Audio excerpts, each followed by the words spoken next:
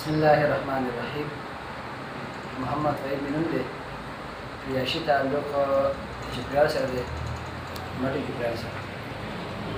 11 ورځې مخکې زما په دې ګردو باندې درد راغلی و او ما د هغې لپاره الټراساونډ وکړو. نو الټراساونډ کې ما دا خبره وکړله چې ستا په دې ګردو کې یوه 10 ګټۍ ده او بله 4 ده.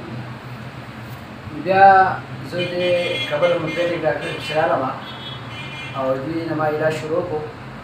دوی ما له د هغې لپاره دوايانې راکړلې او د الله فضل سره او دې دوايانو سره هغه ګټې زما نه هغه الله پاک وغورځولې. دواړه ګټې وغورځېدلې؟ دواړه ګټې وغورځېدلې. 10 ورځو په دغه باندې کورس باندې 10 ورځې کورس و. نو په هغې کې اولنۍ ګټې چې غورځېدلې وه نو هغه په 6 ورځ باندې غورځېدلې وه او بیا دویمه ګټې چې وغورځېده په 8 ورځ باندې هغه غورځېدله. نو زه په دې میډیا په وساطت سره د عوام خلکو دا پیغام ورکول غواړم چې که چېرته هم تاسو داسې مسله راشي نو تاسو د کابل هومیوپیتیک ډاکټر سره تاسو رابطه کولی شئ. د دې لپاره هغوی بهترین علاج کوي او دې نه علاوه که بله مسله هم چاته وي د هومیوپیتیک په حوالې سره نو هغه ډاکټر سره رجوع کولی شي.